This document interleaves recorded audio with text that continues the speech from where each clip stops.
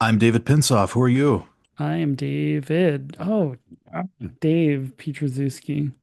And this is Evolutionary Psychology, the podcast, Yeah, which features actual evolution, evolutionary psychology by. actual evolutionary psychologists. Keep on I was listening. gonna say, and also listened to by actual evolutionary Yeah, psychologists. we listen to it as well. Well, I've gotten a lot of feedback from actual evolutionary psychologists saying that this is actual evolutionary psychology, and so the actual extends to a third place where people who are listening, not everyone. Yeah, actual, evolutionary for evolutionary psychologists, you might Yeah, say. for actual evolutionary psychologists. And you know what? You could be an actual evolutionary psychologist even if that's not your day job. So there Yeah, may be like three or four places. We're not going to change the tagline because we have enough trouble with the two elements yeah, we're barely holding it together on this one. of easily not holding it together at all. So without further Okay. ado, let's move on to the next portion of the thing you're about to listen to. We'll see you in a second.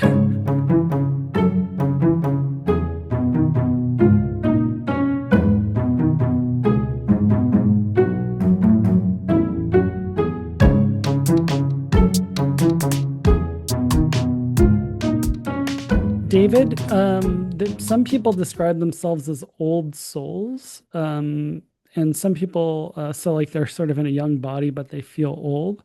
And then some people who feel young wait, did I get that wrong? We might have to Yeah, they, start that they they feel over. young, but they actually are old in an old Yeah. body. Of those Yeah. two, which are you? Oh, I'm definitely the latter. I feel like a child in an adult man's Okay. body. All right. Well, I'm bringing this up because today we're going to talk to Mike Gurven. And Mike Gurven, what he studies, and he is an anthropologist at UC Santa Barbara, is the lifespan and life stages, and really sort of if there's evolved design for the different life stages, which I think is a really interesting and sort of profound and weird question to ask because we often just sort of think about, growth and then development and then wearing out as sort of this ballistic process and not necessarily as like the reflection of evolved design for different life stages. Yeah, absolutely. And Mike Gurven is a pioneer in this space, studying human development, human life history, what old people are for, and why we evolve to live to old age. We also get into a bunch of other interesting topics in this episode. We talk about heart disease and ill health in modern societies, and why small-scale societies might not be susceptible to those health problems. We get into personality variation. We get into the demographic transition, why we're not having as many kids, whether we should have paid parental leave. It was a really fun, wide-ranging conversation.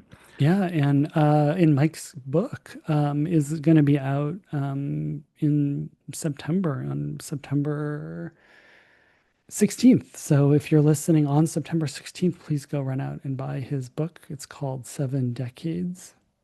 Yep, 7 decades. Check it out and Yeah, enjoy the episode. here we go. Okay, we're recording. Today I'm super excited to have Professor Mike Gurven, who is in the anthropology department at UC Santa Barbara. Anthropology at UCSB is now integrated anthropological science. Mike, is that right? Yes and no. Okay, Anthropology, as you know, has gone through many different transformations over the years and different institutions. And so there's always been the multiple wings, archaeology, cultural anthropology, and then the other, which is right. variously named biological anthropology, evolutionary anthropology. We were biosocial anthropology for a long time. And then at some point, like around 2008, we said, all right, we're just going to be integrative anthrosciences. So that it draws an umbrella kind of cross-cutting subdisciplines, right? So cultural anthropology can be scientific too. It Hmm. doesn't necessarily always have to be evolutionary. And so, Hmm. yeah, that was the sort of logic, integrative anthrosciences. And so it's called a unit, but the university still doesn't quite understand what units are. And so Okay. there's been a push to maybe get rid of the units and just be all one big happy anthropological family again. Right. So yeah, it's like it's a particle, it's a wave, it's both. Yeah, yeah, yeah. I mean, I think we have this issue in psych a little bit. Oh, sorry, David. Just like even where like, you might be asking social questions, but using neuroscientific methods. And so I have colleagues who do that in the neuro area. I have colleagues who do that in the social area. It's like these bureaucratic distinctions that sort of fall apart scientifically. Well, I thought it was hilarious. I once had a wet lab in the neuroscience building. And I remember at one meeting, I was like, I'm a little uncomfortable. I'm like the only non-neuroscience person here. And someone asked me, do you study behavior? I'm like, well, yeah, of course. Oh, then you're a social neuroscientist. So I was Right. like, all right, yeah. Yeah. But we will get into the fact that an anthropologist, and of course, there are many anthropologists at UCSB who have wet labs. So we'll get into that. But David, you were going to say something. Oh, I was just gonna do a an awkward segue into your research and your upcoming book. So you mentioned that the anthropology unit is one big happy family. You do research on families and on how families interact with one another across generations and horizontally within a generation. And you have a book about that called Seven Decades. So if you could elaborate, what are those seven decades? Which decades are you referring to? And why are they important? Why should we care about them? Yeah. Well, thank you. So here Oh, it they're is. beautiful. Ooh, Wow. who took that photograph? I have no idea. Okay. It's people assume it's a photo I took or it's me like in 5 years, but no, it's a stock photo. Okay. The All right. photo of a guy, it's unclear whether he's like smiling or grimacing in pain, or it's ambiguous what his emotional Well, it's state kind of like is. the eyes test, I think. Uh-huh. You're He looks supposed to, kind of happy. the person is smiling, Yeah. Okay. but some people who tell me, why do you have such an angry person on the cover? I'm like, okay, It's a Yeah, I'm getting a Rorschach bit of I learned test. a anger. lot, a Yeah, lot it's a about Yeah. you. Rorschach. Yeah. Uh, yeah. Um, But this book just recently came out. Is that right? Yeah, well, technically, was it the 9th? In 1 week from today, it's available Oh, great. out We can on. publish this. We can just release this. So probably by the time people are hearing this, it will be out. Okay. But so what date is it free? When Yeah, can and people pick it so up? it's the pre-order people that Okay. I guess are Are starting to seeing the get it angry right about faces. now. They're starting Yeah. to see the angry. But sorry, you said September, mid-September is when September it's 16th, so one September week from 16th. Okay, today, great. coming out. It should be, I guess it'll be available at the bookstore. Yeah. Hey, Maybe. maybe if I get my act together with editing, maybe I can quick edit this and we'll just put you up and cut in line a little bit and post this Oh, next week. So we'll try to okay. do that. Yeah. Great. Oh, so sorry, David. Sorry. Yeah, we're You, Yeah, so what are we're these going seven into this. decades yeah. that you've written an entire book about? Yeah. So, it's funny you say that. I mean, I guess a good title, right, should be kind of, you may have a sense of what I want to say, but not exactly. And depending who you are, I've had people write me already and be like, are you saying I shouldn't exist because I'm 83 years old and beyond 7 decades? And one of my old advisors is, in his early 70s now. And so, he read this like nervously, like, what are you gonna say? So yeah, part of the idea about 7 decades is essentially, an argument that, our species typical kind of body is kind of built to last about 7 decades. And Hmm. so over our So, long evolutionary history, we would have had that potential to reach 7 decades. Now, notice hmm. potential being very different than like an average lifespan that you would expect to see, just because of the way averages are computed. If you have lots of mortality early in life, that kind of crunches down the average to smaller numbers. And because we're not really good at thinking about averages and what those really mean, even some scholars, not just the public, tend to think that over our long evolutionary history, we lived to about 30, 35, and then that's it. And so yeah, that's Yeah. kind of where the 7 decades is coming Yeah. from. We So, had so where, yeah, Chris von I do Ruden see on. this Yeah, we this talked about that. Yeah. misconception. I just see this misconception a lot in like bad pop evolutionary psychology that our ancestors, didn't live beyond 35 or whatever. We had these extremely short lifespans, and that explains all sorts of modern woes. So I'm curious how you would put this bad idea to rest and where you think this bad idea came from. Yeah, I would like to think that hopefully this book will maybe make a little bit of a dent Hmm. uh, against that idea. But the thing is, the idea itself, though, it's understandable maybe where it comes from, right? That because it's not just thinking about human survival, but it is also thinking about fertility, right? So if you've got lots of babies, then all else equal, your population pyramid probably going to look something very triangular. And so the overall percentage of older adults living in the population is going to be much smaller than even if survival is relatively the same as say it is now, you're still going to have a pyramid like this. And so it gives that idea that there's just not that very many old people around at any given point. And of course, once you just reduce fertility, the pyramid starts to look more and more rectangular. So it's easier to see a lot more older people. So I think, that kind of contributes to this idea that it's sort of new because we are living longer, but our fertility has reduced quite substantially all over the world. And so we're definitely noticing that there's more and more people, over the age of 65 in our society. And so we tend to think, that things are always different now than they used to be. And so we kind of forget that, yes, even though survival has been improving, it's not the case that just those folks didn't really ever exist. And I think there's other arguments, I think, why this perpetuates. Oftentimes when you see the life expectancy was like 25 or 30, that's all you hear about. You don't really see any more data or hear any more information. And certainly the skeletal record's pretty spotty, and so it's hard to even age skeletons that might be much older. Um, Everyone loves to quote Hobbes, right? That life was nasty, brutish, and short. So again, all these kinds of ideas sort of perpetuate this idea that this we really didn't have old age, and and particularly the problems of old age that we now see in the news every other day. So how are we going to pay for Social Security? Where are all the caregivers going to come from? Alzheimer's is going to skyrocket. And again, these are all sort of portrayed as new ideas and new problems. And so part of the push that I'm trying to make with this book is that it's a quantitative difference. It's not a qualitative difference, that we've always had old people with us. True, survival has improved.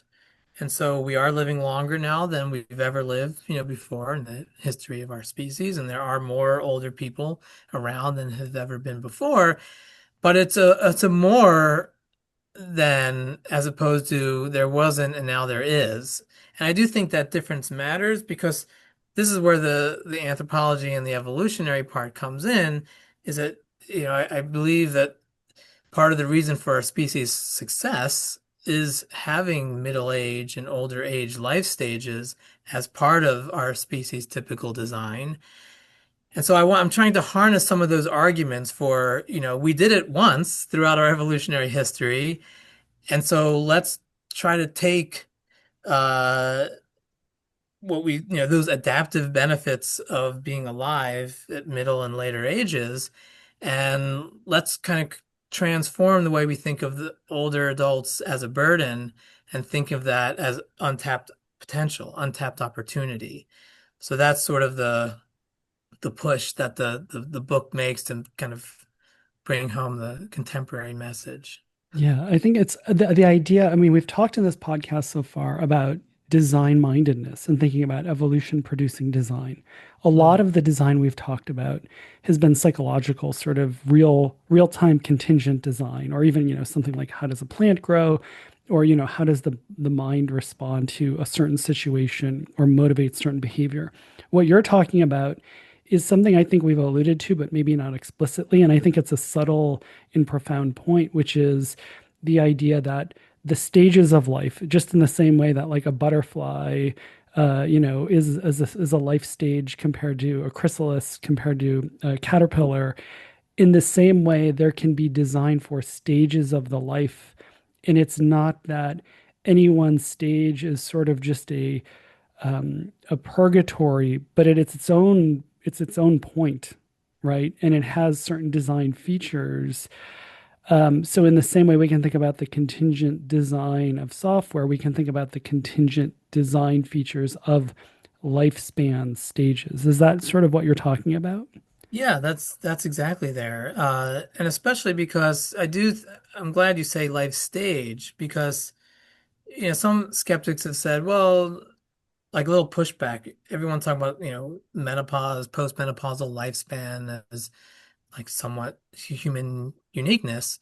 Uh, but we know that there's postmenopausal kind of survival in other species.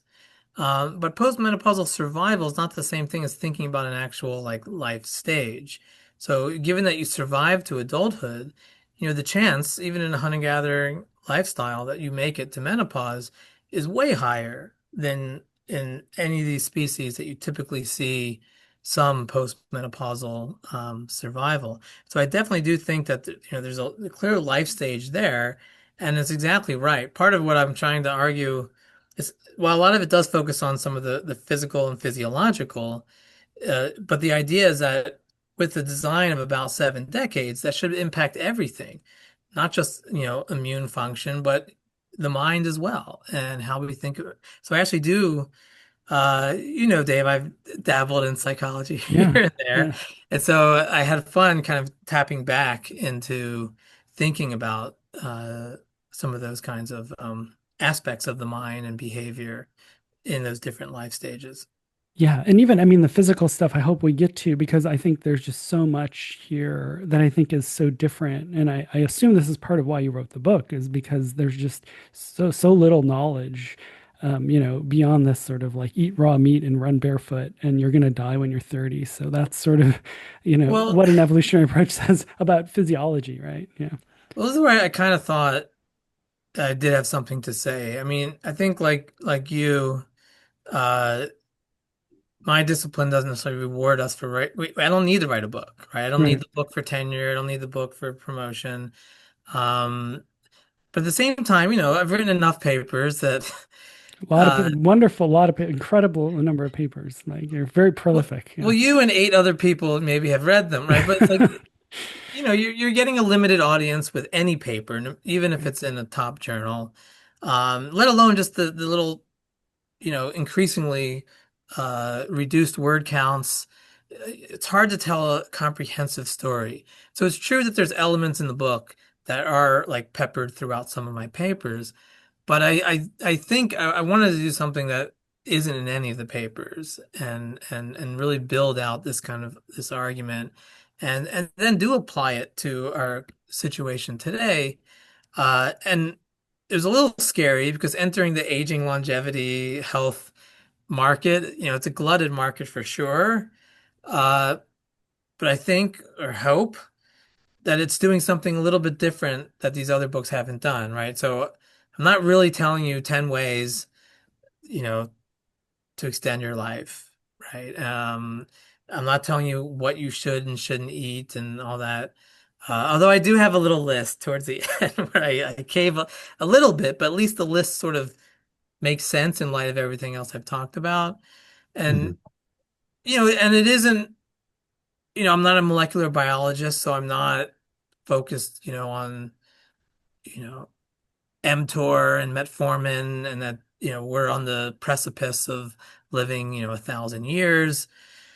So it's not that kind of argument either, and I do think, I don't want to put these other approaches, books down. I think the world is a big place. We need all of these kinds of books and we need the visionaries. But I also think we need to kind of look back at where we've come from. And, part of the traditional medical establishment is basically, as you well all both know, is to ignore our evolutionary past, our evolutionary history. And some people have actually gone and said explicitly that if we want to study aging and lifespan, we need to look at the lowest mortality populations because those are the ones that have eliminated all the sort of extraneous causes of death, and it's all aging. And so that's where you have to look and focus. And maybe for this audience, that seems, how could you just ignore our natural history? How could you ignore, everything that about our lives and how we've lived? And so that's again part of the push here is to kind of shine light on there. And I do think, I probably wouldn't have been able to write this book, 10, 15 years ago, because now that, there are clear lessons of things we have learned that we would never have found if we didn't kind of shine the flashlight uh, outside the context of, low mortality, industrialized West. Yeah. Yeah. Could you give an example maybe of like what's a good, because people I think are their interest is piqued and they're sort of thinking, okay, so what have we learned? And maybe then we can get into like the backstory of where you got the data, but like, is there an example of sort of what we've learned that we wouldn't have known 10 or 15 years ago, or definitely wouldn't have gotten if we didn't take an evolutionary natural fertility, for example, or hunter forager, hunter horticultural population. Sure. Well, an easy one, I guess, because I don't want to give away all the Oh reveals. yeah, no, for sure. Yeah, yeah. Spoiler alert. Yeah, Yeah, spoiler. But I mean, the easiest one is just the very fact that, you know, hunter-gatherers don't get heart disease, right? And don't seem to have, Alzheimer's dementia either. And there's been suspicions of this before, but I think part of the argument was always that, well, people didn't live long enough to get them, and that if they only lived longer, then they would get them. And in fact, some of the really exciting work, uh, cardiologists and radiologists who, you know, anything they can get their hands on, they throw under a CT scanner, and mummies in particular. And by looking at mummies in different parts of the world, they found evidence of calcification in different arterial beds.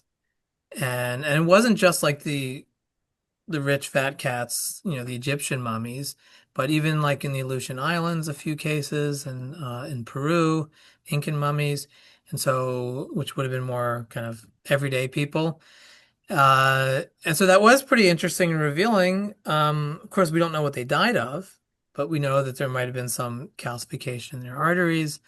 Uh, and so that sort of led to this idea that, well, heart disease, and particular its most pernicious form, atherosclerosis, that we tend to see, um, that's been with us forever, and which is kind of grim, but it gives a certain view of what aging is too. There's aging, biological aging, there's diseases of aging.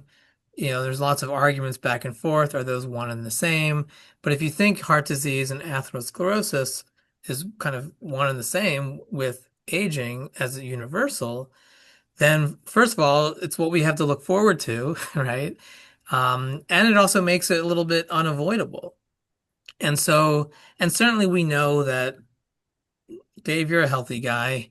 You probably eat well and move your body quite a trying bit. to 5.5-year-old. It's ebbs and flows.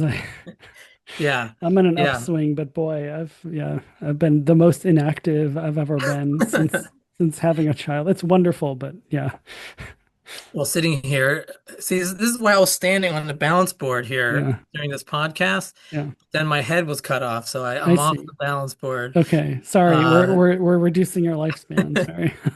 Thank you for the yeah. sacrifice. Yeah, Well, it's just that we know that, being acting healthier will make you healthier, but still, it's like potential lightning. It can strike us, and then we're doomed to suffer from it. And so what we found, we started like lots of other people had with just basic risk factors, looking at blood pressure, cholesterol in the blood, the easy things basically. And and those are pretty revealing. Blood pressure was kind of low, didn't seem to increase with age. Cholesterol was low.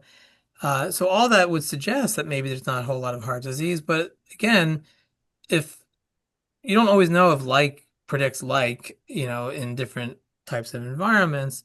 And so making it kind of next level, um, we actually did what's called a ankle brachial index, which is to basically look at the blood pressure in your arms and your ankles. Hmm. And if all is good, blood should be flowing nicely all around your body. If it's sort of slowing down, obstructions, it might differ between your arms and your legs. And so, looking at the blood pressure throughout the body, uh, you can basically assess if you've got peripheral arterial disease in your arms, blockages in your arms, your legs, and that's kind of like subclinical atherosclerosis. So it could be like, a decade out before you might see it hit the coronaries. And we found not a single person had, below the cutoff level on that measure. Okay, also pretty instructive. And then going the next route, the next level, to really be sure, because again, from some of this work, we were starting to get a little bit of the attention of like the cardiology world and such, but not really, because you have to kind of use their methods and their technology. And so this is where we actually teamed up with some of those very same radiologists and cardiologists I mentioned that use CT scanners to look at calcification in mummies. And we did this in Bolivia. So, you know, I could bore all your listeners on all the different ways it takes to get people from remote Amazonian villages, to a place, it's not even the town closest to these villages, but a somewhat distant town where uh, the French government had donated a CT scanner some years ago. And Um, so collaborating with the hospital and the social workers there, we were able to use that CT scanner and through imaging of people, we could actually look directly at their coronary arteries. And the amazing thing was that basically we focused mostly like people 45 years of age and up. So it wasn't the case that, well, there are no people again who are old. And it was a decent sample, close to 1,000 people oh, over the age of 45, which by small scale society standards, that's really big. yeah. Um, and 85% of people had absolutely no calcification in their coronary arteries. And at first, I was like, okay, this just reifies what we saw before. But I didn't quite realize the import of that because, comparing it to every other population level, data that existed, uh, way more people in way more places, including healthy places like, Japan with much higher life expectancy than we do, there's more calcification in the coronary arteries. And the reason why calcification is such an important measure, because certainly in normal healthy people, it's like the best predictor that you will have heart disease and that there will be, the heart events down the line. And so, yeah, that was sort of an indication. Wow, it's not just like one or two healthy people that are eating right and physically active. This is like at a whole population level. This whole population has basically avoided atherosclerosis. And even of the people who had it, they were over 80 years of age and very likely are going to die of something not at all related to atherosclerosis. So, kind of like the mummies that may have had some calcification probably died from something else. Otzi, the Iceman in the Tyrolean Iceman, had some calcification in his arteries, but had also had an arrow kind of shot in his back. So, Yeah. probably that might have Tomato, been. tomato. Yeah. Yeah, exactly. Yeah. So I think that's kind of an interesting kind of surprising thing that then it begged all those questions. Well, what is it about a hunter-gatherer lifestyle that can lead to a life without heart disease, even well into your 70s and 80s? And then it does bring up some of the fads, of course, but it really, it forces us to really just kind of, all right, can we actually answer these questions scientifically rather than, whatever hobby horse that you happen to focus on, um, that must be the magic bullet. And Right. so that, opened up a whole kind of new wave of work too, to try to piece apart, can we actually look at all these different pieces that we think might matter, like what you eat, how you move your body, other infectious critters that are invading our body, our social lives and the level of stress that we have, are we living alone or are we living in, tight communities? All of those elements we basically have been trying to build out over the last decade to try to see Hmm. ultimately what kind of matters and what doesn't. Mhm. Well, I would imagine that many of our listeners are very curious about the question, how can I not get heart disease? I'm certainly curious about that question myself, as an ape who would very much like to not die prematurely. I'd like to, at minimum, live 7 decades, hopefully more. But heart disease is probably one of the things that might prevent that from happening.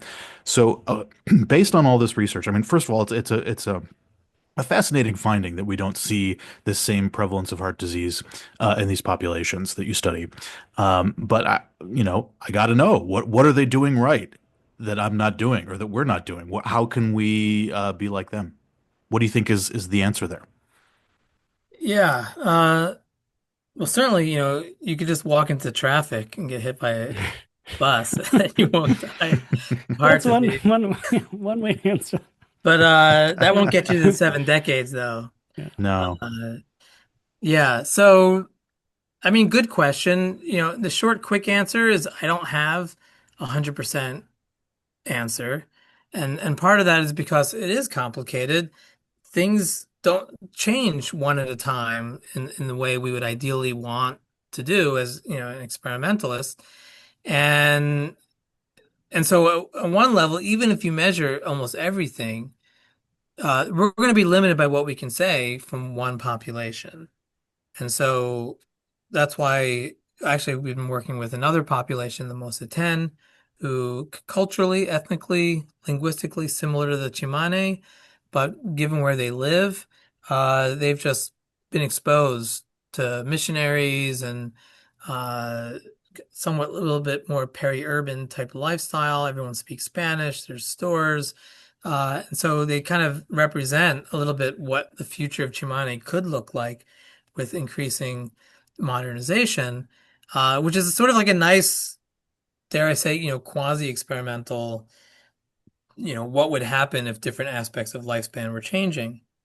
And what is interesting is that the Mosatan also have very little heart disease, even though they're drinking a lot more soda, but they're still pretty darn physically active. Because even though they're making money, they're not making money from podcasts, right? They're making money from not yet. We're in that club too, so Yeah, that's right. We got to get some more books on that shelf. yes, exactly. Um, they're making money from selling crops from their fields. So, which is still involving physical labor. Now, it's interesting. The last 5 years, I've seen an uptick. I was just in Bolivia a few weeks ago, and now a lot more people have weed whackers and other new forms of technology that is going to cut down some of those labor costs so they can increase their agricultural productivity, but using their body less. So it'll be interesting to see if the physical activity might start to shift. But what I would say, the one thing that cross cuts, maybe this isn't too much of a reveal, but there's nothing super special about the Chimane per se as far as small scale societies go. The only thing is that they just happen to be the only one that went under a CT scanner. If we did the same to the Hadza, the Aceh, with the Hadza maybe be 88% for all we know without coronary calcification. And even though technically, the Chimane, as having animal and plant domestication, are mismatched from a hunting and gathering lifestyle. Herders, are a little bit mismatched. But across all of these different small scale subsistence societies, which very likely don't have much heart disease, or if they do at much lower rates than we do, physical activity definitely seems to be kind of central to all aspects of their lifestyle. And and not and there's a good and bad to that. Uh, the good is like, whoa, physical activity. That's not expensive, right? But the bad might be, well, didn't we, we evolved to sort of be efficient foragers, right? So why should I have to move my body unless I absolutely have to? Doesn't that make much more sense? And of course, yes, it does. But the good news there is it's not like you have to run a marathon every couple days, right? That a lot of the physical activity, when you actually put accelerometers on hunter-gatherers and farmers, it's yeah, there is more vigorous activity than probably you or me, but not a huge amount more. The real big difference is just there's a lot of moderate light activity. So it's literally the not being sedentary, Yeah. but light activity, which means even you could do a walking podcast, right? And then just by walking, you're getting much more activity. It is true. People ask, is there a magic number? Your listeners probably maybe know that the 10,000 for 10,000 steps was sort of made up uh, at the time for marketing reasons, but the Chimane tend to get about 17,000 steps a day. And that is a bit tough to get with our everyday kind of lifestyle. You have to work at it a little bit. But at least some of the empirical studies seem to show there are kind of saturated benefits, beyond 10,000 steps anyway. And so it's not like you have to get 17,000 steps. But I do think increasing our physical activity, and not just in at the end of the weekend, I go to the gym, but just incorporating it into everyday activities, walks around the block, um, parking when you have to drive, park in Isla Vista, Dave, and then you have to walk all the way over, to campus. Although I always see you walking back and forth to IV for lunch like 3 or 4 times a day. So I think you're getting probably a decent number of steps. Actually, it's interesting because I used to drive my son to preschool, and now he's going to elementary school, and where I'm biking everywhere. I don't drive Hmm. anymore to a first approximation, except for grocery shopping, and that's the way it used to be in Germany. And I can say just sitting in the car for about a half hour to 40 minutes a day versus just being on a bike. At least now that I'm, in my mid 40s, it's an enormous difference, and that's not a marathon. That's not even, it's my pulse is elevated, but yeah, Yeah. no, anecdotally, like just getting some activity. But it's also an example. I have a watch that tracks steps, Hmm. and when I went back to Berlin, where there's public transportation. So, it's a 10-minute walk to the public transportation. Then you're on public transportation, but you're moving around. And then, I was getting like easily 15, 17,000 steps here in Santa Barbara, which is beautiful year-round weather. There's not a lot of places to walk to. It's car culture. It's like institutionally, it's like unpleasant to be a pedestrian in most places in the US, unless you live in New York, like David did, or in a city, or if you're like living in Europe or somewhere. And so this also sounds like um, institutional design of the environment situation where you have to make the environment walkable or pedestrian friendly. Um, Well, I yeah. think that's exactly right. And I think, and even going back to our, putting all the blame on us, Yeah. we lack willpower, why can't you just fit in a little bit more extra activity, where it seems to be going against all of our kind of impulses. Uh, that's really hard. There's going to be some select few who are going to be able to do it.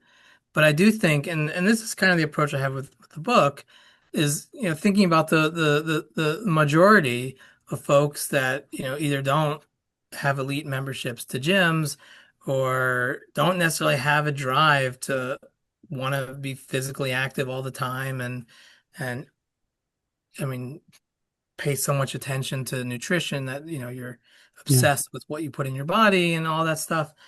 And so this is where I really, yeah, strongly agree that we have to structure our communities in ways that the easier option is the healthier option.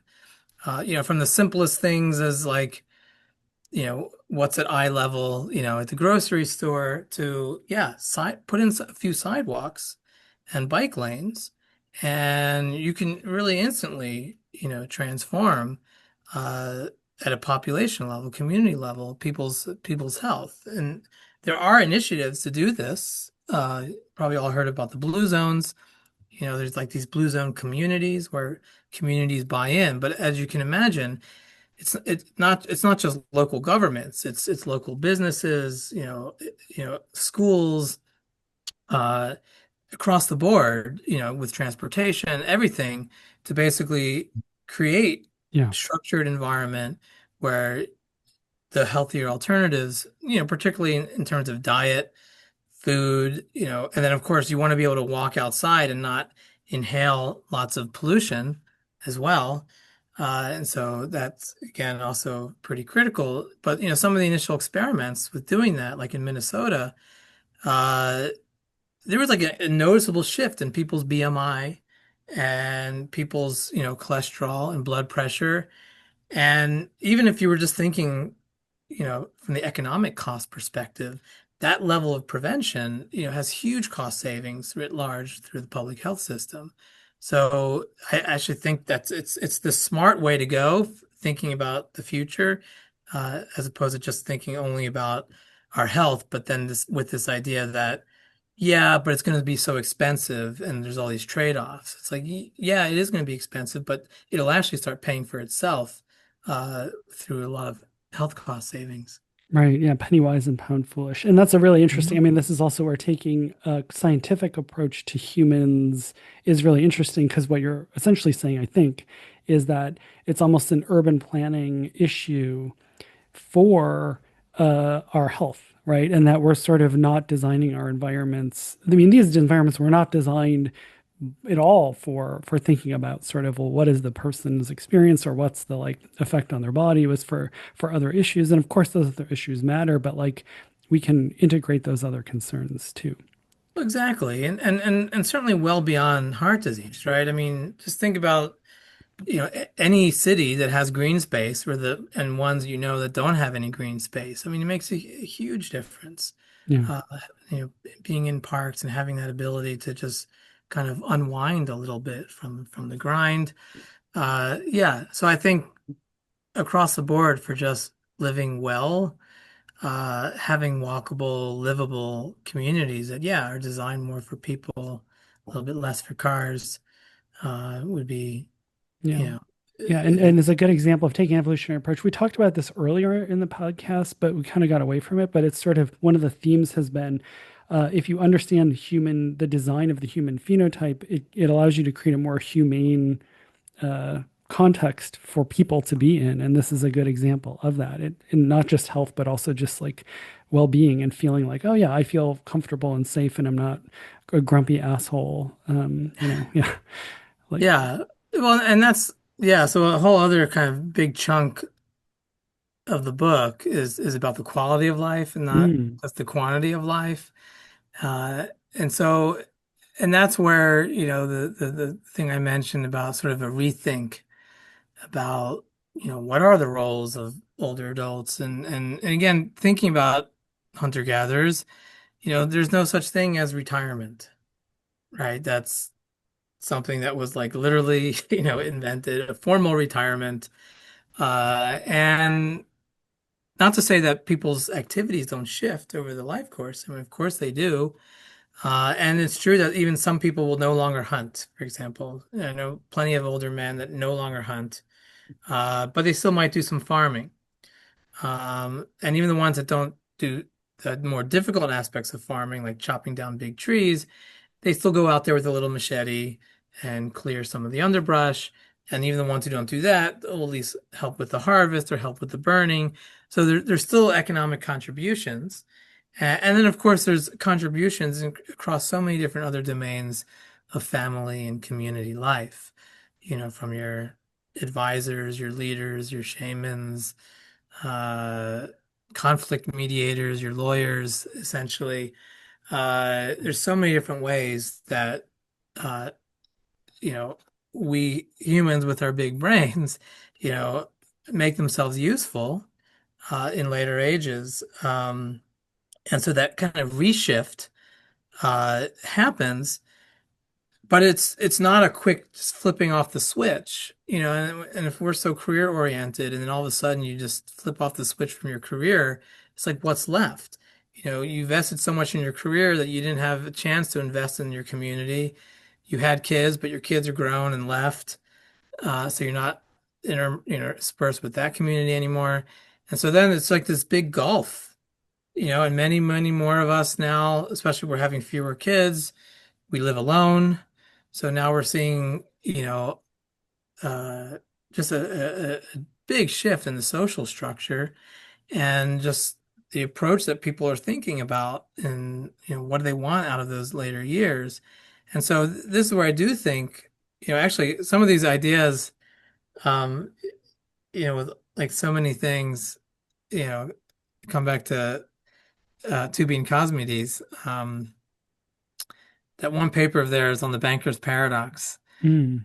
In some ways, it inspired a paper I wrote 20 years ago about hunter-gatherers and food sharing and how, making it so that others will care for you when you're sick or injured, not just out of the generosity of their heart, but because if you're not there to be kind of productive and useful, then they themselves will actually suffer. So it's in their interest to help you. So, and it's a similar kind of logic, I think, with at late ages. If you're shifting and you're retiring, and all of a sudden you're part of these embedded, communities where you're doing a lot and contributing. And if you all of a sudden you're not contributing, okay, people might love you and have compassion for you and might help you a little bit, but up to what point? Up to what level of need are people going to still watch over you? And especially when they themselves might have 7 kids. And so there's a lot of competing demand on people's time and resources. Uh, so I do think even in, hunter-gatherer societies, there is this sort of impetus to, think about what should you be doing with your life and how should you be using your time in ways that others see as value added. And what's amazing is that those same ideas apply in our society, right? No one wants to feel like they're a burden, right? It's like the number one thing older people say to their kid, I don't want to be a burden. Um, and and so even though like all else equal, if you're receiving and not giving, whoa, isn't that great? It's like, no, you're in a position where, in fact, we even found this. If you're in a position where you're kind of a net giver, your net transfers to people is positive, you're way happier with your life than if you're in the position where you're receiving more than you're giving out. Um, and so I do think even in the case where, we we don't necessarily need a community to survive, our minds are still shaped in a way that even though I have all my economic needs met, I still feel like I need a community. I still feel like I need others to need me and to belong to someone, to others in a substantial way. And so I think taking all those ideas to heart really forces a kind of a rethink of what should retirement look like? Should there be retirement? Should there be partial retirement, phased out retirements? There's already conversations like this all over the place and, fierce pushbacks like in France, just changing it by a couple of years and massive protests. Uh, and some of that is even just based on the fact that, well, maybe a 65-year-old today is sort of as healthy as, you know, an 83-year-old, back in the past. And so once you're 65, maybe you could continue working till you were 68, and then retire. So there's that whole element of the conversation, but there's also just, you know, there's now, these sort of subcultures of thinking about, these encore years and shifting from your first career to your second career, your third career. And because we are living long enough, it's not like your life is over. You can, and those are like reboots. Like I've always wanted to write poetry, but I had to pay for, the bills and support my family growing up. And so, I was just doing business, and now I can do poetry. Now I can do community theater. And so there's all those possibilities as well.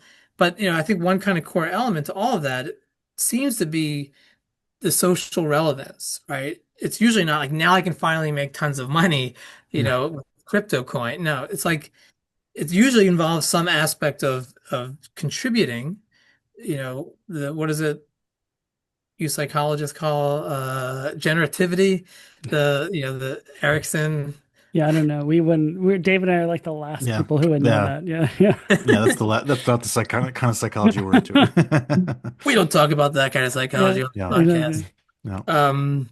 Yeah. So, but the idea is, Self-actualization, is that the Oh, Maslow? That I was think the that's the Maslow stuff. yeah, Yeah. oh which yeah, has an yeah. interesting history in Southern California hippie movements. But anyway, Mm, yeah, early, mhm. but yeah, yeah. Yeah. Anyway, Well, anyway, that was, I guess, going back to that original question about lessons and rethinking and sort of harnessing what we know and have learned about how we've lived over most of our evolutionary history can be insightful when we think about whether it's something like a heart disease like heart disease versus even just our general well-being and thinking about how to spend our later years. Yeah. I think that's a really important and beautiful insight that we evolved to not want to be a burden on others, that we really fear and loathe a situation where we are taking in more than we are giving out. And we really value and appreciate situations where we are giving out more than we're taking in. And it makes, very clear evolutionary logic that if you're in a place where you're receiving more than you're giving, well, that's a really bad place to be in from an evolutionary perspective. That means that you are, if there's a famine or a flood or a drought or whatever, you're going to be the first to go. And that's not where you want to be from a Darwinian perspective. For the same reason, the opposite end of the continuum, where you are a vital resource to the community, where you're really valuable in providing crucial knowledge and services, that's a really good place to be from an evolutionary perspective. So it makes really a beautiful sense that we would have this kind of psychology. And I think it's an important point for people studying the psychology of well-being and what we ought to expect to be correlated with psychological well-being. Um, that said, I think I might have a bit more of a pessimistic take on the ability of us to continue to be valuable contributors into old age. I think there is something about the structure of our society that is preventing that from happening. I think our culture is changing way more rapidly than it has changed in ancestral environments, and I think the types of knowledge that are valuable to others have become way more specialized and nichified than they would have been in ancestral environments. So if I'm getting to old age now, the lessons and insights that I acquired during my youth are in all likelihood not going to be relevant to my children and grandchildren. They're going to be out of date. The Mhm. software I learned when I was a young person is probably going to be updated, and there are different, kinds of software now. They're going to be society will be different. Even the career I'm in, my dad's a lawyer, his advice for how to be a good lawyer that might not translate into being a good evolutionary psychologist. There's non-transferable knowledge between different domains of specialization, and even within his own realm of being a lawyer, I'm sure a lot of his knowledge and insight that was valuable when he was a young man is probably not as applicable to young lawyers entering the profession today, because we live in a very different legal environment, a very different cultural environment. We have the internet and social media, which has changed our society in innumerable ways. We have AIs that can write legal briefings now. So it's a completely different environment. And so I think we're living in an age where our elders have never been so worthless.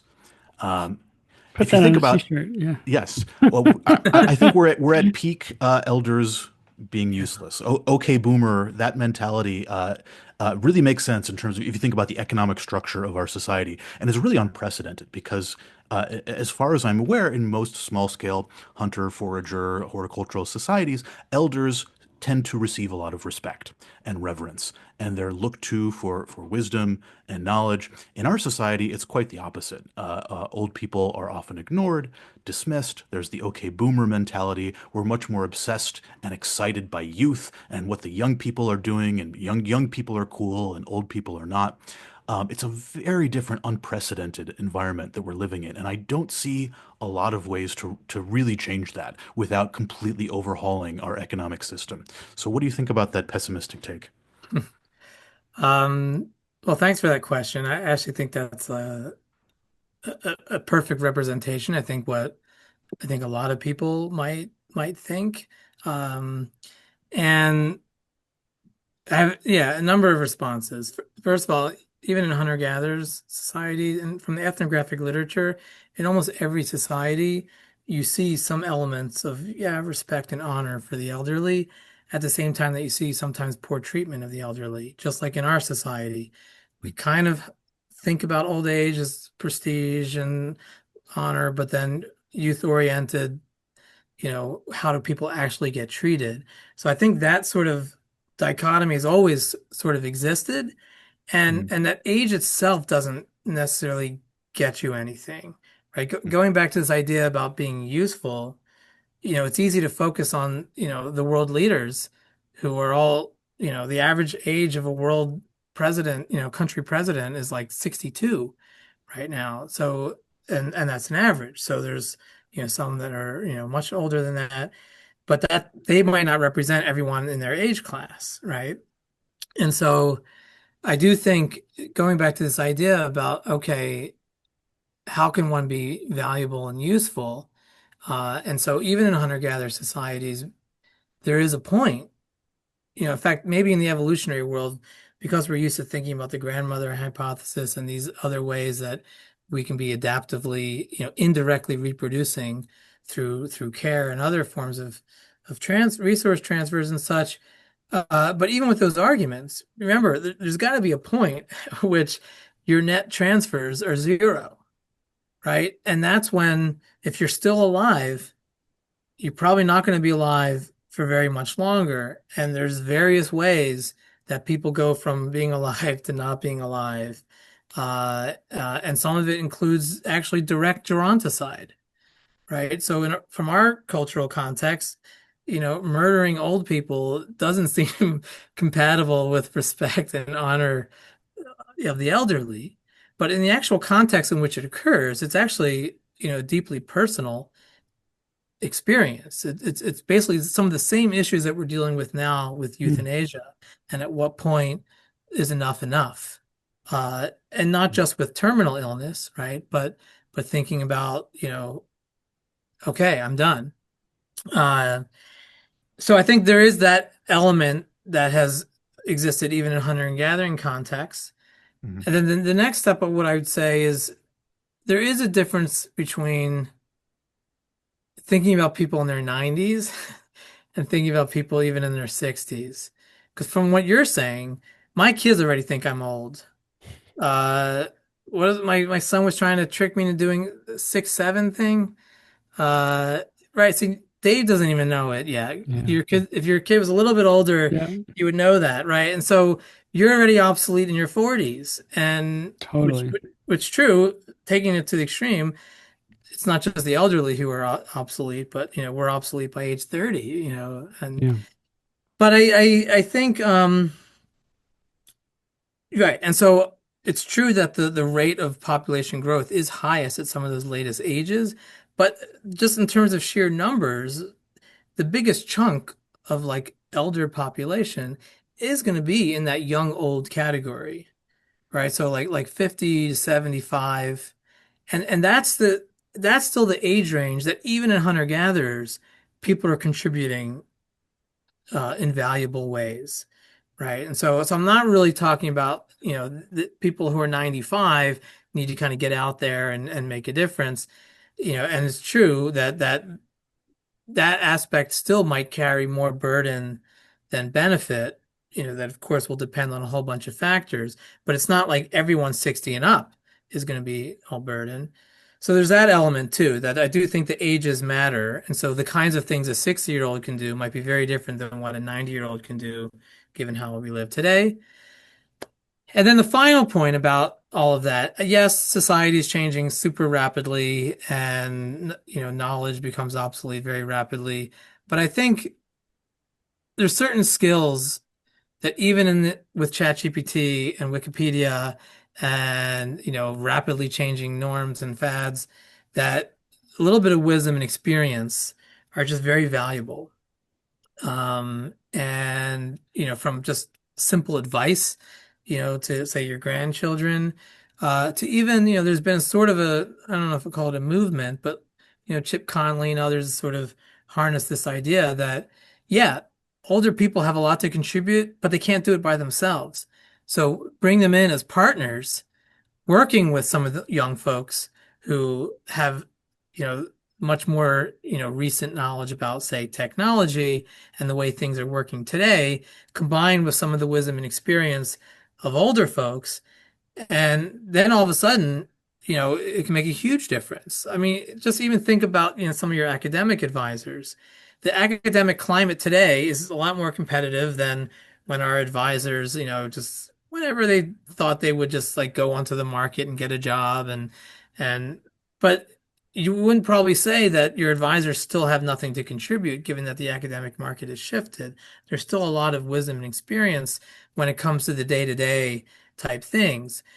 So I think we just need to be kind of creative and create those niches where there are still some contributions, but we can't necessarily expect the same exact contributions that we would expect probably from people in their 20s and 30s as we might expect for people in their 70s.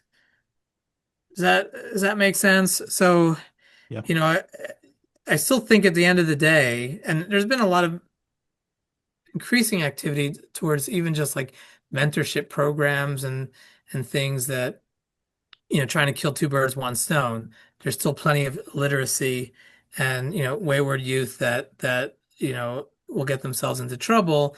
And then they're partnered with older adults, kind of mentorship programs, kind of like Big Brother, Big Sister, but with older adults that, not only reduces loneliness in older adults and gives them a sense of meaning and purpose by contributing to their community, but you're also, preventing future crime.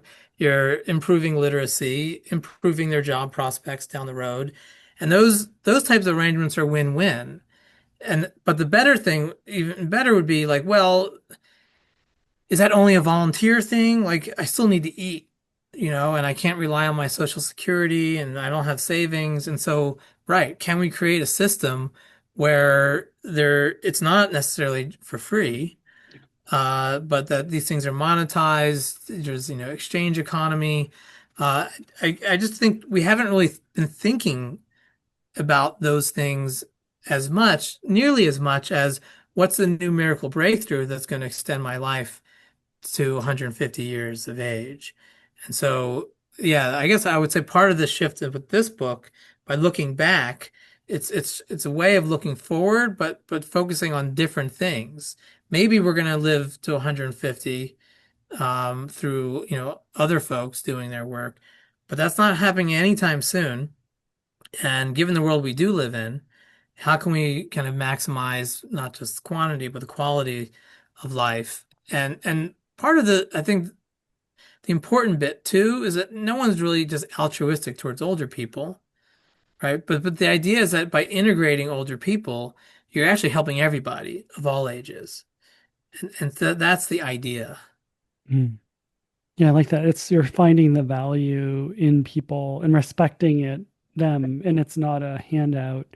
In the same way you said, people want to feel like they're actually contributing. I agree with David too. I think that's really profound because there's a lot of sort of rhetoric about we have to really be careful about the moral hazard of giving anything to anybody because Hmm. left unchecked, people will just want to be sponges.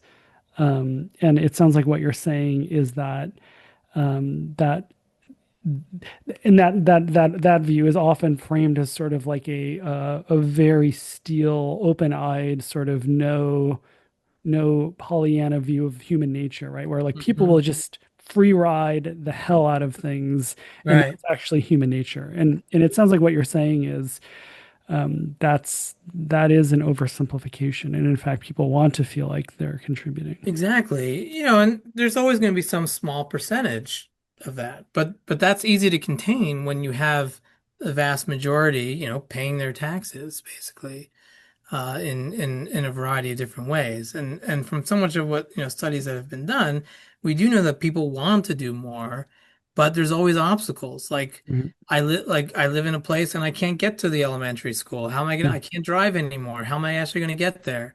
And so again, this goes back to the urban planning Yeah. elements of, how many people there are with, with older people with big empty houses, and then you have all these like college students that can't Yeah. find a place to live. Exactly. It's like, Exactly. put the peanut butter with the chocolate. Yeah. It's a And coordination problem. It's a coordination mhm, problem. Yeah. yeah. But I think just having those conversations and brainstorming those things is the first step for really trying to help kind of implement that. And that's what I'm hoping happens with well, not just with the book, but as we kind of move forward. Um, Yeah. Well, at the beginning of the episode, you mentioned a really interesting and profound fact about the difference between modern civilization and what we see in small scale hunter, forager, horticulturalist societies, which is that fertility has gone down quite a bit mhm, in the modern world. mhm, And you talked about, the pyramidal structure of society where, it used to be that there were relatively few old people and lots of young people because fertility was so high.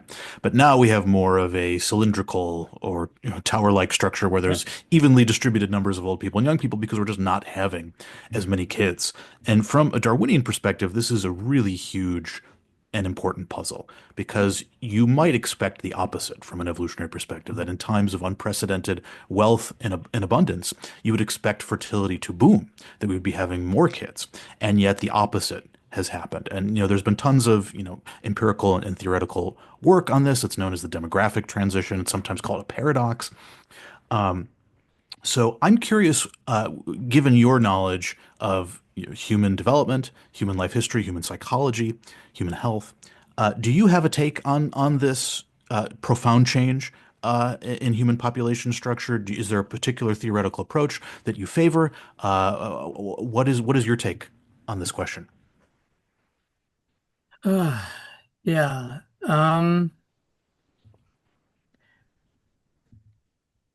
I guess, these days now,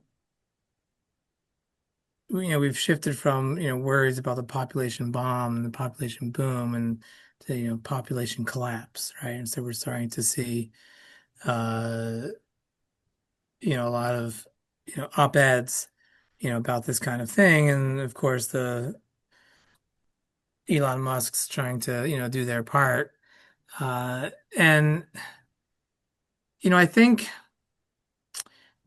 um, well, on one level, the fact that you have a population pyramid like this, probably never before in history we've had this many generations sort of coexistent, which is kind of cool. Like, wow, what are all the potential? So it's not even just like grandparents with kids, it's like great grandparents, great great grandparents potentially. So so that's kind of wild in terms of thinking about those possibilities. There's economists and others who've kind of been working on, should we be as panicked as we are? Are we just being selfish by not wanting kids? I have a colleague who thinks we're selfish if we do want kids because of, R equals zero point 0.5. I was like, clearly that person's never had a kid because you know, um, but I do think, it's an older idea within sort of the evolutionary perspectives on the demographic transition, right? That we're not just built to kind of maximize the total number of babies, right? But in terms of, maximizing our sort of genetic income stream, uh, it is is it the case, or at least psychologically, that we feel that we need to provide in a certain way for kids? And so we don't seem to be hitting that diminishing returns on the few kids that we do have, right? So if we were, then you'd hit diminishing returns and you'd have another child. But coupled with the fact that it takes so much longer, like alpha in the evolutionary models, like the age of first birth, that's sort of the shift from growth to reproduction, right? But for us now, I mean, if that's happening at age 30, right, that's clearly beyond just somatic growth. That's, all that human capital in our brain, to the point where you are sort of economically somewhat independent. And then all of a sudden now you're having children. So you're ready like way too late or not too, way too late, but later in the game. And then we don't seem to be having these diminishing returns. I do kind of think, this whole idea, it's not the right time, it's not the right time. My grandmother always used to say, it was never the right time. We just had kids. Like, that was just what we did. And so, is it that, we're all kind of stuck on this treadmill thinking that we need more schooling and we need to hit a certain level of well-being, economic well-being before we feel comfortable introducing a child into the world. And then what do we feel that child needs to have, and how can I afford that? Um, and so, I mean, certainly what people seem to say, when this was first happening in Italy and places where, you know, growth rates were declining rapidly, and the total fertility rates were well below replacement, well before it was hitting other countries. And it was this economic thing and the time thing just really, come up again and again and again. Uh, some people were blaming, oh, this is what happens with, when you let women work, and they were throwing this weird spin of like gender equality is leading to fertility decline. But it sort of implies that, well, then left to your druthers to pick the best choices in life, that kids somehow become less and less a part of that story. Um, I also think, I don't know about you, Dave, but I didn't have tons of experience with babies Yeah, until I had my David's own. a father too. Yeah. Oh, okay, Yeah. David. How David, old is he? how old? Yeah, mine's 5.5. She's 3.5. 3.5. Yeah. Oh, 3.5. Yeah. Yeah. And so, yeah, there's a lot of like, oh, I'm not ready for this, that there were certain elements that were easy or much easier than I thought they would be. And then, of course, elements that were much harder. And of course, because of the relatively, isolated way we live, it definitely adds to the costs of raising children, and we're much less free range childhoods than we've ever been before, even in our compared to like when I was a kid. And all that just seems to raise the costs more. And so I do feel like there's there, it seems to be more psychological, explanations for why we're sort of tricked into uh, getting by with fewer children, even though all the data would show you could have more kids and they would still survive. But yeah, they might survive, but then where you do see some of the trade-offs is definitely how many of them are going to get college education, how many of them are going to be making a decent salary, by the time that they're 30. And there you do see the trade-offs that make like great quantity quality kind of arguments about fertility and investment. So, which is probably why there's, a small sector of like super wealthy who are increasing their fertility because they can farm out everything, right? From literally like your breasts, having wet nurses to, childcare to everything. Um, yeah, so that's I don't know, my quick, what is interesting is from having worked with small scale societies for a while where fertility has been always high. So with the Aceh, they had about average 7 births. The Chimane had about 8 births or 8 or 9 births over their life course. And it's true, not all survive, but a good number survive. And surrounded by kids all the time, you really get the sense that someone who's worthwhile, competent, has status, should have a family and have a big family. And so, me coming in with my college education and working towards my PhD and beyond, I was sort of seen as the poor person who doesn't really know how to be an adult. What are you looking for? Why are you even here? Like, yeah, we're just living our lives. And it's interesting because even, some of the Bolivians I'm good friends with who, are from the cities still have some of that mentality too, that family is key.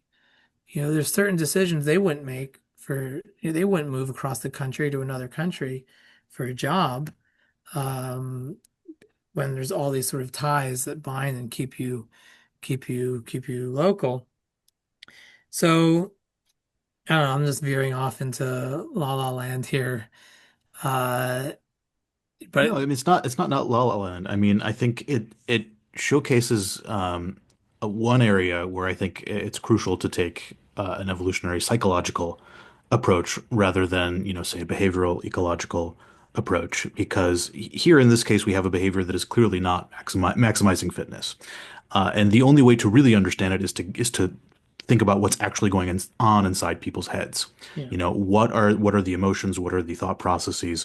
What is leading to this outcome? Because it's clearly not maximizing fitness in a straightforward Darwinian sense. There must be some kind of mismatch between, say, ancestral selection pressures and the current environment. There must be something in the head that is causing these types of behaviors to emerge, and for that we need to delve into the psychology of social status, of passing social status on to our kids and making sure our kids are competitive in the social environment, what the social environment is like, what kinds of cues the mind is receptive to when it comes to planning out the life course and planning out their families.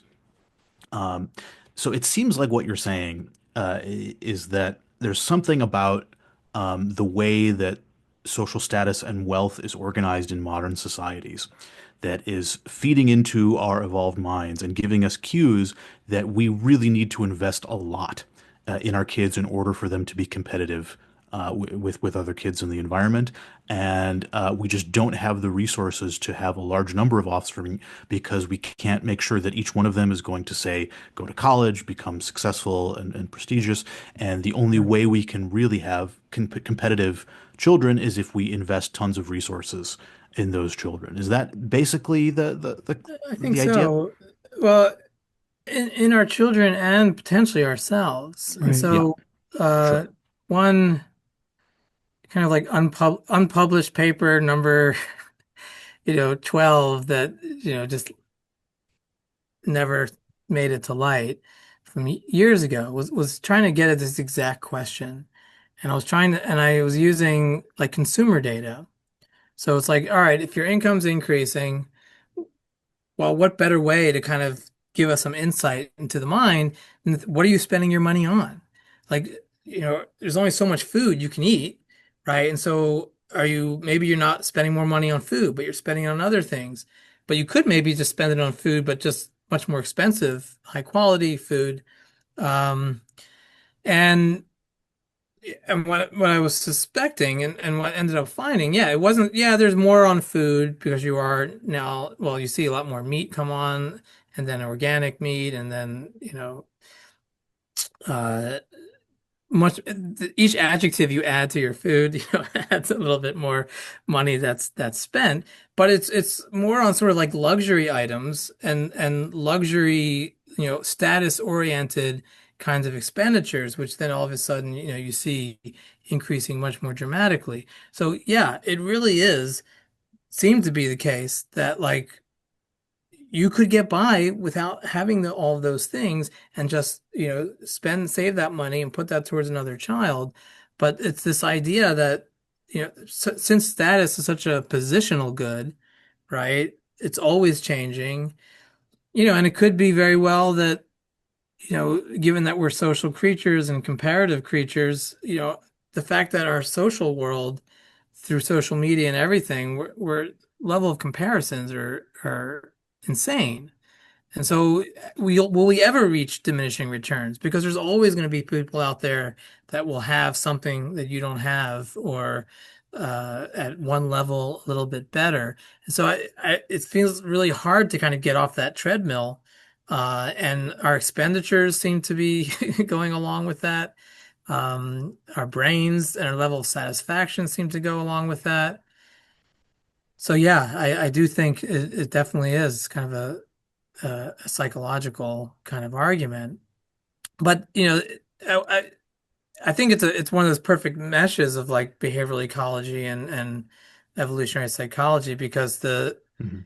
certainly under more traditional natural fertility environments, maximizing status would have maximized fertility.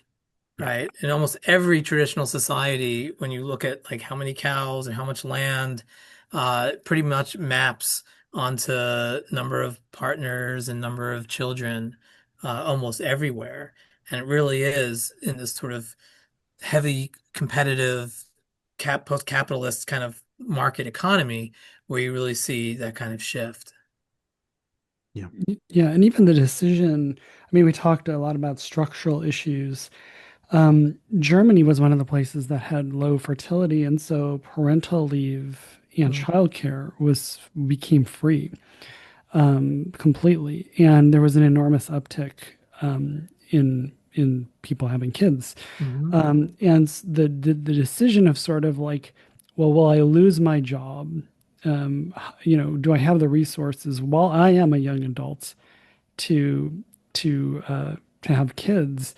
That also feels like a very behavioral, ecological, but also Mm. evolutionary psychological Yeah. decision, because it really maps onto sort of like, you know, what's the ballistic trajectory of my ability to actually have a career or get the returns on my, intellectual investment. Mhm. And then how much is having a child going to eat into that?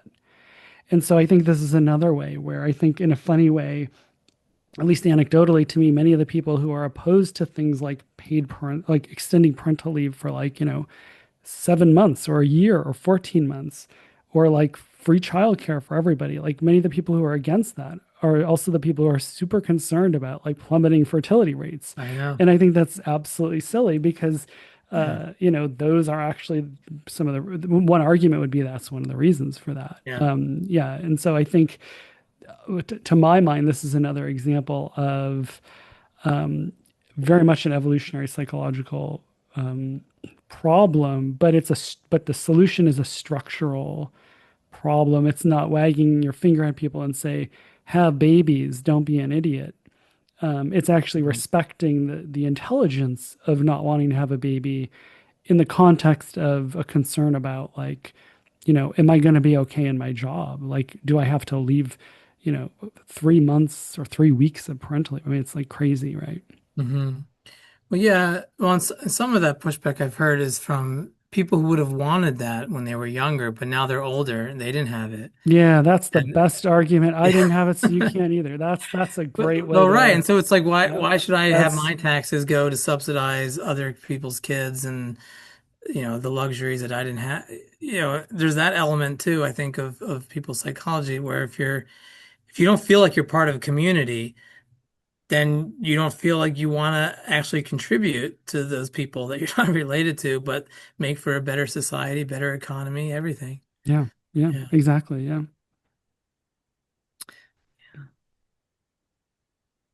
David, So I feel like you're going to we're say something. approaching the end of Yeah. the episode. Um, are there any topics that you're dying to cover, Dave, or that we haven't covered yet? I mean, with Mike, so many that we're just Yeah, gonna have to have Mike on again. So yeah. yeah, So, but probably. yeah, yeah. I'm kind of curious. I mean, I remember I was looking through your publications and I saw something on personality, which is a really interesting topic in evolutionary psychology that we haven't really talked a a lot about. I don't think we've talked really delved into this topic in any of our episodes. Hmm. I know you have some thoughts on that. You have some interesting data showing that personality is very different in small scale forager societies. That we don't see the same kind of differentiation and so-called big five factors Mhm. in personality. So I'm curious what your take is on the evolution of personality, why we are so different in these patterned ways, why modern environments are showcase even larger differences between people in terms of their personalities than you might see in a small scale society, and what might be going on there. Yeah. So if I can start from from the, I've never actually, I think, told this story about how I even got started thinking about personality because I certainly didn't set out to be that guy, like the one just Mhm. big five that's Mhm. doesn't exist here, and so you know it's like someone a colleague once made a joke about they think I have like the same graph in every paper, where there's some y-axis, things that people in the West get, and then, as a function of age or whatever, and then like, it's always flat, like zero. It's like I just changed the y-axis label. And so it's like, yeah, big five. Look, that doesn't exist either. No, that was never actually the point. The point was just that actually, I was running, a big health and aging project, and you get to know people in these communities. So every data point is a person, and it just seems like we've got their age and all these biomarkers and all these other characteristics, but it doesn't seem to be capturing some element of them as a person that I know impacts whether they're even here showing up, whether they're going to actually take the meds that, we may have prescribed, whether they're conscientious and, some precautions that they might need to take or whatnot. Uh, and we weren't measuring that at all. And so this was really just me like, okay, let me just find a personality instrument and let's just kind of add it to our kind of circus of things we're trying to get at the individual level.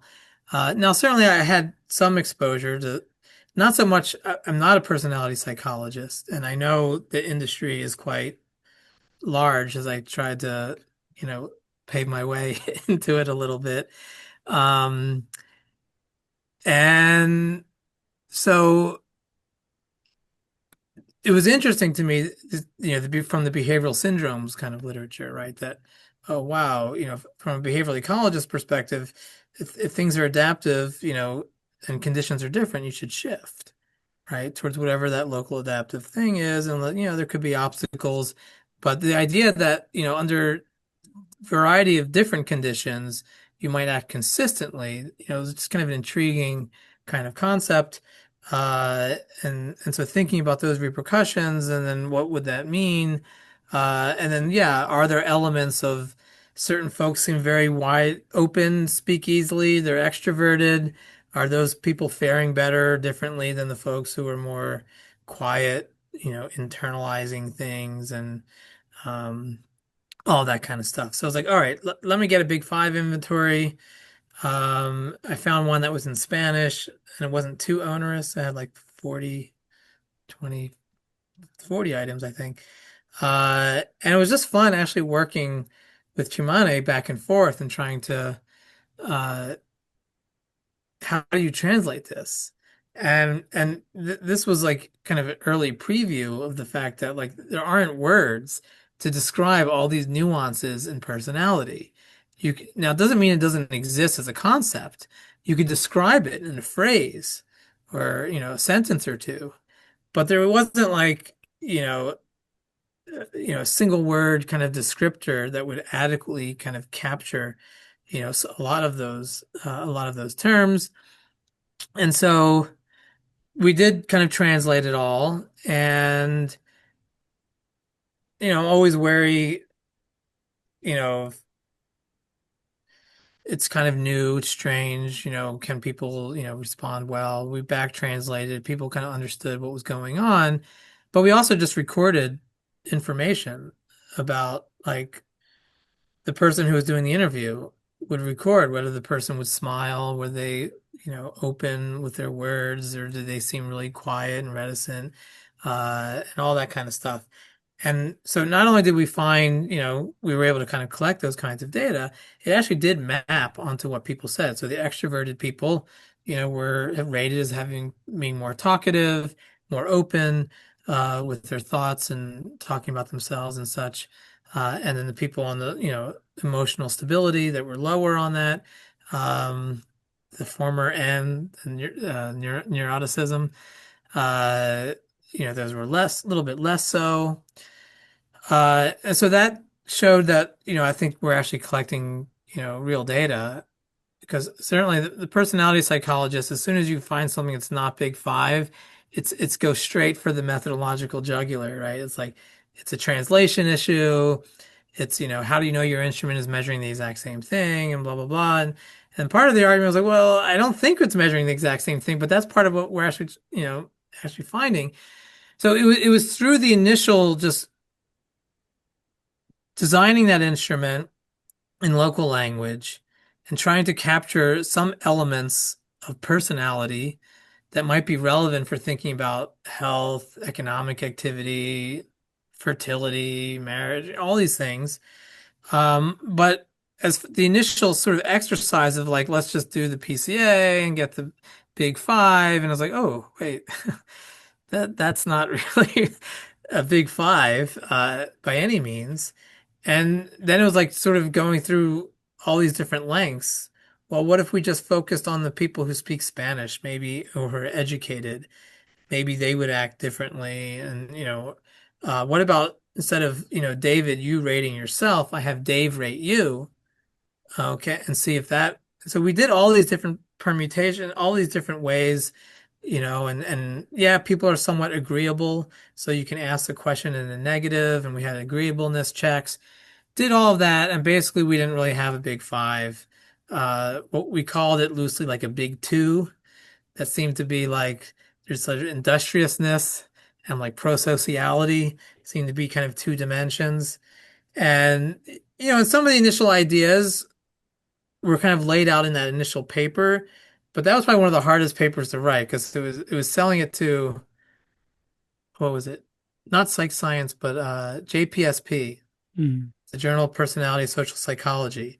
So it was kind of like playing with the big boys of psychology and personality, and trying to convince them that, hey, I think I have something to say, and having to learn their tools and language. Uh, but it was from that initial exercise that I didn't really think it was well because I was a little nervous, like maybe it really is just a translation thing or something I'm doing wrong. And it wasn't that you can't get measures for the each of the big five, right? It's this weird thing about thinking about the personality structure itself, right? That basically, uh, if they were like five bands on a equalizer, they still have equalizers on radios. Uh, Yeah. I mean, they're virtual now, but yeah, yeah, in the okay. garage. Yeah, yeah, yeah. Instead of each of those moving really independently, it's kind of like if you were to move it, they would be stuck and a couple will be moving together. And so, yeah, what it does mean is in terms of the combinatorics, you'd have a less diversity of personalities out there. Whereas if you had more independent factors moving, more possibilities, you can get more different ways of being. And so, certainly, the initial ideas were just like, well, it seems to be the case that in Chimane life and probably a lot of other, similar groups, there's all different types of personalities, but at the same time, there's certain limits and constraints over how you can act around other people. Um, like there's no computer programmers, right? You can't just be like a genius that holds up and does your own thing if you're not socially competent enough to interact with other people. Hmm. And so it just got me thinking about sort of niche space of modern societies in contrasting with small scale societies. and the easiest thing to think about was just like jobs, right? But certainly the idea and why we, I think, called it socio-ecological complexity or something was to move beyond just thinking about jobs, but jobs are an easy thing to kind of measure or how many products, your society is producing. And and so with the idea that if there's many more different ways to make a living, then sort of like in the old ecological theory, individuals will sort of like fill up that niche space until there's sort of diminishing returns and look elsewhere. You get what the ideal free distribution, and so all the niche space gets kind of filled up. And so what's sort of determined though is what does the niche space actually look like? And so the initial approach we had was just using country level data and taking personality data and just looking at the sort of correlation structure across the different big five with the idea that if it's a high correlation, then even though, again, you get the big five measures, they're sort of hanging together. In the simplest case, it's all one, right? Correlation's one, versus if it's zero and they're completely uncorrelated. But the idea is like, what could you look at the country level that would give you some insight into like that sort of niche diversity. And we looked at a variety of different things from sort of like GDP, like proxies like GDP, gross domestic product, to like, you know, these like economic portfolio indices that like apply these entropy terms for like how many different products does your country make and what's the relative abundance of them, Hmm. right? So, with the idea that more products comes from more jobs and that sort of uh, hierarchical structure where you're going to require lots of different types of jobs and different types of ways of being. And so the idea was that with more jobs and more niche space, that your equalizer is like the preset that maybe like makes you a little bit better at one thing than another.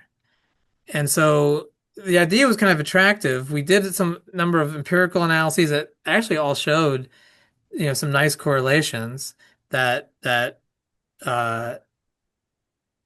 that personality structure, even in places where there's supposedly, big five, that the overall correlation varies, and it varies in a way in relation to the niche diversity, such that where there's a more diverse set of niches you see less correlation between those factors. In other words, more ways of being, of personality. Um, so that was the initial kind of empirical set of observations. And then, of course, part of what I like to do is like, all right, there's some results. Now let other people think about how that could actually come to be. But we actually did do some modeling with Paul Smaldino. Uh, could something like that actually come to exist in a sort of processed way? And we did find some kind of consistent support for that. It was a fun exercise. There were all these new directions that would be really interesting to kind of think about that I just haven't kind of returned to. But I was sort of hoping, because part of it was also, again, that we just don't know that much about personality measured in small scale societies. So it was sort of all new. Luckily, there have been some more recent versions of things, and they might not be getting a big two, but they seem to be getting a similar kind of story that, there's not as many factors as you might think, and that maybe it varies in relation to that. But to me, yeah, the developmental story would be really amazing, right? You can think of all these, parents coming from, you know, small scale society context and now moving to the big city. How are children developing? What are the inputs that sort of shape and bring things out? Because what does it even look like at the individual level as opposed to, the construct we were using was a population structure, right? It's really the correlation structure of these personality dimensions. I still think there's elements of all those items that you see in people, but again, it's really how they kind of co-vary in people. And maybe when you kind of there's the niche diversity elements, we didn't really kind of test so much this idea about constraints, right? Or if you're purely egalitarian in a way that everyone can be however they want to be, maybe that releases the shackles a little bit as well. Anyway, it was a fun kind of foray into personality psychology that to me I was like trying to bring some evolutionary kind of perspective. What blew me away, I just sort of assumed that you guys had all worked it all out, right? That like, and then the fact of the big five is just it's just this big inductive exercise, right? It's just a Yeah. description. Yeah. And it must be true because it exists everywhere, but there's no theory that actually generates the big five. It's like, You wow. just described all, literally, you'll read things of like, this thing must be true because there's so much data for it. And that is the cycle of just tautological looking under Yes. the lamp, or yeah, I mean, looking it's Yes. not a poking under the bad lamp. place to start. No, You need no, data, of you need course. Yeah, yeah. results, but then there, yeah, we just need more people, maybe not coming from the center of the discipline or sub-discipline to, shake things up a little bit. And so, yeah, I'm hoping that I haven't actually checked too recently to see if others have kind of been building Yeah. upon some of those ideas, but it'd be fun. Yeah. And just to make that concrete, the idea of like a developmental thing would be, for example, something of like, if there's a child coming from a more egalitarian society, there's almost like software in the child to sort of be like, do I have to be as conscientious as my parents? Like it's sort of looking out in the world and sort of being like, could I actually get by with, and not maybe consciously, but somewhere in the software of sort of being maybe a little more of an asshole or being a little less conscientious. And I still see people who are more conscientious than my parents getting by. And I see my parents sort of getting the sucker's payoff of being too conscientious in the Mhm. social or ecological niche now. Yeah. And so the idea would be there's like really software in the mind of every generation to sort of be like, is this a savvy way to make a living? Like, what's the way to Mhm. be a person, right? Right. And of Yeah. course, it's relative to the particular social group that you happen to be a part of. So, what is the norm for conscientiousness or Yeah. neuroticism within my particular peer group is going to be different than what the norm is in a different peer group. And as soon as you get more fractionation and more, diversity of peer groups, you get different local averages and local norms, and that allows this greater diversity of social niches. So, what might be a profitable personality in one social group will be a different type of profitable personality in a different social Yeah. group. And as long as you get more and more subcultures and more divisions of people finding these niches, you get more diversity in the expression of personality. It's sort of That's, one I think it's analogy. exactly Yeah, right. yeah, And that's essentially when we say urbanization, it's sort of like this yeah. proxy for this like flowering of all these like niches and sub niches that, you just don't really see that in very small scale societies. It's a limited kind of niche set. Yeah, I mean, an analogy that I have in my head, and you can tell me if this is a bad analogy, is maybe at the heyday, the dawn of television, there weren't as many genres. Maybe it was just like Mm. comedy and drama, that was it. But now that we have all these streaming platforms, and it's so easy, we have this proliferation and abundance of different platforms, different ways of entertaining ourselves, and it's so much easier for weirdos to like find their weird audience. We have so many more genres now. It's not just comedy, it's like dark comedy and animated comedy. We have sci-fi and fantasy and, all these different types of entertainment that are enabled because of the economic structure of our society. And you could make a similar argument that we get more genres of people when you have a more variegated social environment where it's easier for people to find like-minded people and gravitate toward subcultures that have more of their type of personality in them. Like I can hang out with a nerdy subculture, and that's kind of an unprecedented thing. Like in an Yeah. ancestral small-scale environment, I probably could maybe find, I don't know, maybe one or two other nerdy people like me, but in the modern world, I can basically enter a job that is specifically selecting for nerdy Yeah. people and surround myself with nerds in a way that's kind of unprecedented, and that will probably bring the nerdy aspects out of me much more than than would have brought out of me if Yeah. I was in a different social context. So yeah, it's fascinating stuff. Um, you yourself, Michael Gurven, have carved out a wonderful niche for yourself in the academic subculture. Uh, it has now come to the time in the interview where we ask you if there's anything you wish we had asked you. Oh. Um, yes. that we should have asked you, or that we neglected to mention? But then if I anything I mentioned, are you going to turn around and ask me it?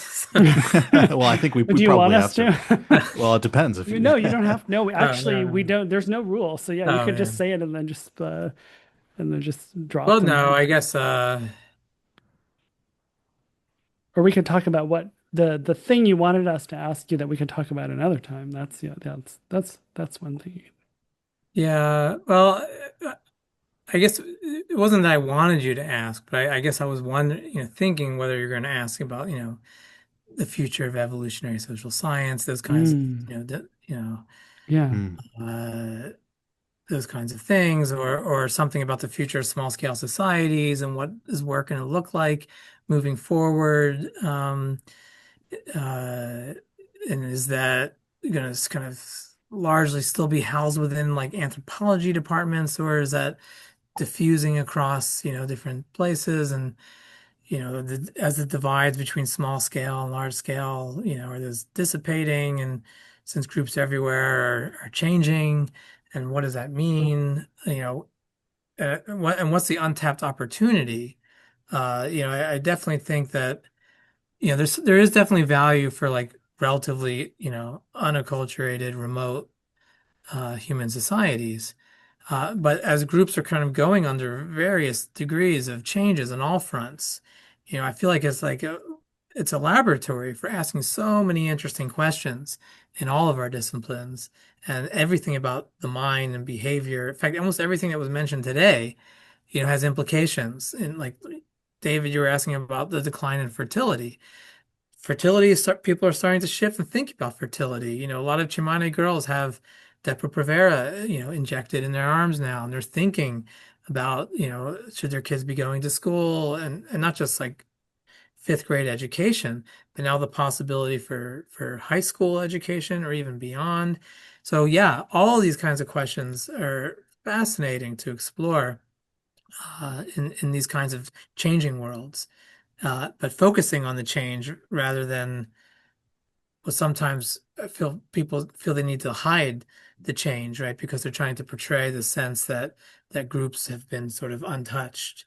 And because that's what in the evolutionary world, what they expect people to want to hear about, and so I think that aspect kind of needs to shift a little bit, and it'll be really fun to think about, well, what would that look like if, what kinds of questions could we ask and all that. Mm. Anyway, yeah, that's what I thought you were going to ask. That's okay. You haven't. You don't have to ask it That, now. there's a job. Yeah, that was a great set of questions. If you want a job as a co-host, you've got where we're just like, talking about, I don't know what nerds and Germany. I don't know. We're useless, but yeah. No, that's great. And actually that sounds like we should have we should like apply for funding for a conference or something about that or workshop. That sounds like a fun thing to do. Yeah, I Sounds mean, like maybe that's what we should do. We should have a dedicated episode on the future of evolutionary social science. I know a number of our guests Oh yeah, yeah. expressed an interest in that Yeah. topic. I We think just it'll be had cool. Brett Beheim on, and I think somebody alluded to him giving a talk about the end of Hunter or egalitarian or, Hunter. I don't want to put words in his mouth, but we didn't even get a chance to ask him that because we were hmm. like again, like idiots, we're talking about his whiteboard. So yeah, we're still Well, working on this. Yeah. you're right. You were right about 2 hours flying by, and I feel like Yeah. we barely got started. Exactly. Yeah, yeah, Yeah. yeah. Yeah. But Mike, thank you so much for coming on. Really, personally, you were really important for me in grad school. I took a class with you. I'm back now as professor, but like you really introduced me to like the behavioral ecology, human behavioral ecology. I still have the textbook, the Smith and Winterhall. There are Oh, 90. Um, it's a the Green great Bible. book. Yeah. Yeah, it's a great book where you just sort of quantify things in a way that I never knew you could do. And it was just, it was revealing. And so, for anybody who doesn't know about human behavioral ecology or Mike's work, please check it out. It's just, it's an incredible list. Mike talked about like 12 papers that didn't see the light of day, and that sounds like a lot, but it's because he's got so many that did see the light of day. It's actually the percentage is probably the same as everyone else's, if not smaller. So, and then Mike, the book comes out on September 16th. 16th. Okay, so Yeah. we'll hopefully this episode will be coming out September 16th, and then where can people get the book? Um, well, I know it's available on Amazon and Target for some reason. Okay. I'm hoping it'll be available, your local bookstore, maybe go beforehand and ask them to make sure they have it in. Yeah. It can be also ordered through the Princeton University Press website. And if you put PUP30 as a little code, you'll get 30% off. Whoa. Although Hey, that that's our I don't know if that will disappear the 16th, but I know yeah. pre-ordering that uh, you can get a 30% discount. Wow, that's our first real ad. That's cool. That's a very Sorry, good, very I did good, very not want it to good. be me. I'm like the least adept at No, marketing no, that this is great. This is great. But no, it's a really great, and I am really glad that you're doing this kind of thing because yeah, I think there's so many snake oil salesmen who are Mm, trying to sell snake oil, which is why they're called snake oil salesmen. But anyway, like, and I'm glad that like actual scientists are venturing into these formats of what is the lifespan like. great. Well, thank you. I really enjoyed this, and thanks for doing what you do. I think this is a lot more productive way to get people excited about ideas, and it's great what you're doing. Thanks, Mike. Thank you. David, good to see you. Yeah, and David, Mike, we'll have to have you on again to talk about all a whole other set of things that you're doing. So, but this is wonderful. Thank you so much. Yep. Thank you. Take care. You too.